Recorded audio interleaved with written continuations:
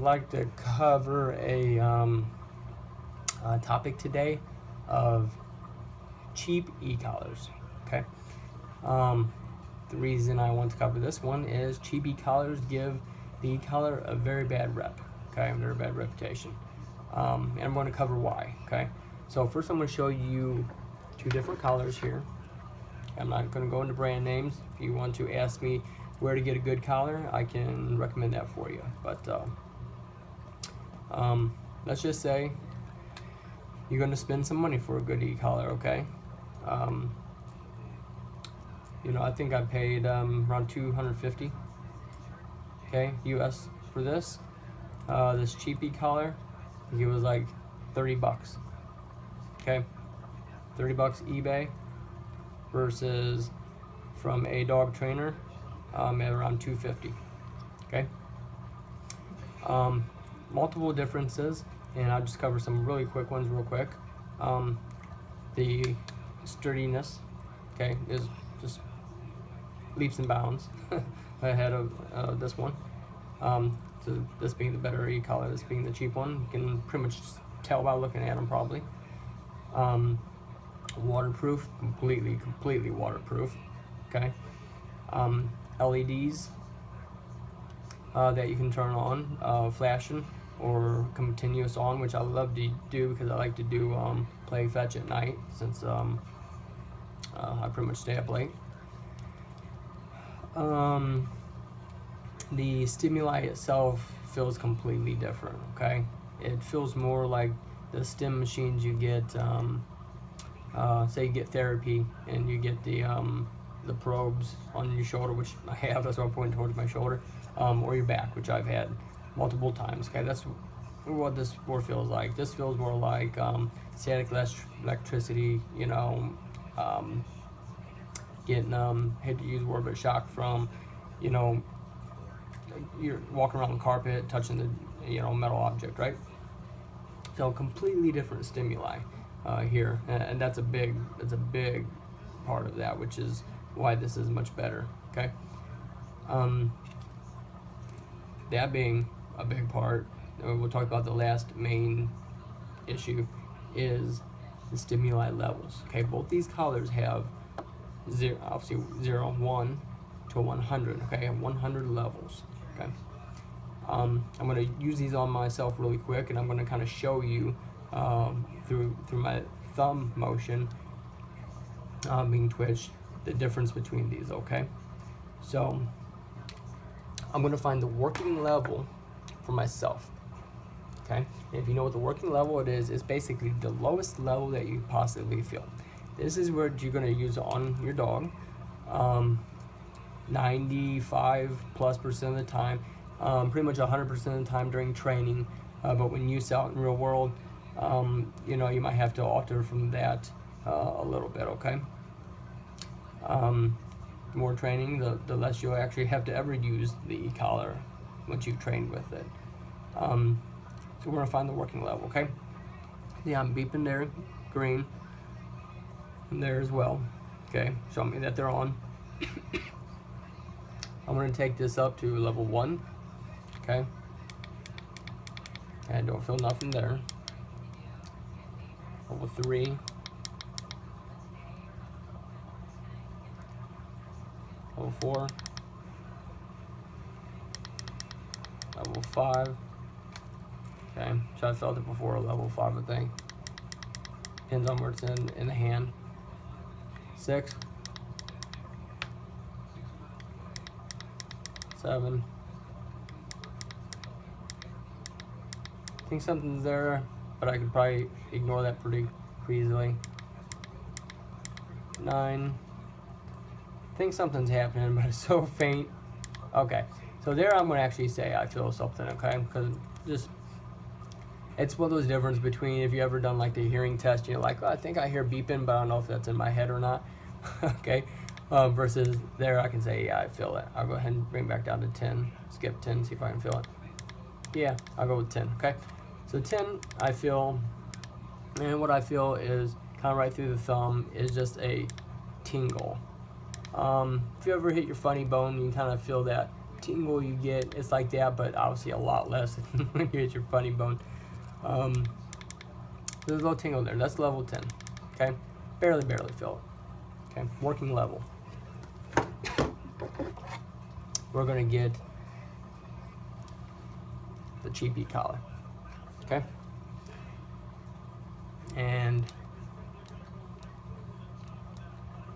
going to show you level 1. Okay, we're going to hit it. Okay, and you see my thumb twitching. Okay, completely feels different too. That is level 1, my friend. Okay, that is not a working level. Okay, that level 1, I'm going to try to match that with better collar. Okay, and I've already played this with this a bit, so I'm gonna go ahead and jump it up to 20. Okay. Okay. I can feel it pretty good, but it's such a different stimuli. It actually feels better. It's actually kind of comfortable feeling. Like I said, it's very similar feeling to the probes you get from therapy, from your doctor for the muscle stimulus. Okay, take it up to 30. So this ain't the first time I've done this, so okay. And it's amazing is I can feel it, but there's such less of a muscle twitch there. Take it 35. Okay. So I'm gonna call that, like I said, it's a complete different stimuli, so it interacts with my hand in a complete different way. I'm gonna go back to this cheaper one, see if I call it or not. Just similar feeling. Okay. Okay. Yeah. So even then, I probably could go up to about 40 with this one, and it'll still be a completely different. Man, it's amazing. Okay, so I don't know. I'm gonna call it somewhere around 40, maybe even 45. And the feeling difference, or about equal when it comes to the stimuli. But like I said, what I can't really describe to you unless you would try these out is the difference of the feeling of the stimuli is completely different. Okay, but even taking that out of the equation, your working level is the lowest possible level that the dog can feel. I'm at 40. Okay, I probably could go up to 45, but before I think I would call those equal or something like that. My dog has never been close to such a high stimuli. Okay, my dogs work on 4. That's a working level. Okay, when I'm on World, I might double that to 8. Okay, I think I've hit 12 before at the max. But the dogs, it is such, it's like what's all about is it's almost like being there to the dogs, tapping them on the shoulder, say, hey, pay attention. And so it just gets their brain out of that, whatever they're paying attention to, say, oh, okay, because they can turn you off if they want, when it comes to your commands. When they're really, really, really distracted, they got a squirrel 10 feet in front of them, they can turn you off and get that prey drive, and turn you off. Okay, and this is like tapping them on the shoulder, being right there to say, hey, but I can do that from, down the street. I can tap them on the shoulder, say, hey, come on back. But that's the issue I want to talk about is cheap E-collars. Okay, don't get them. You can't properly train a dog on a cheap E-collar. You can't. You're not going to get the training you want from a dog with that E-collar. You're going to cause issues. Okay, you got to be able to get a low working level.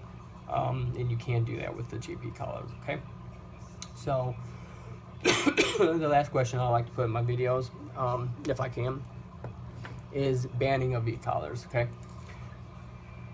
do you ban E-collars, which is I think a great tool, because there's cheap ones out there. You can't. There's just no doubt in my mind you can't ban something because the manufacturer out there is making cheap ones. Okay, you got to educate. Try out your tools before you use them. This scenario on yourself. Learn about it. Get educated. So anyway, if you like some more information, where to get a good E-collar, what I recommend, just ask, and I appreciate you watching.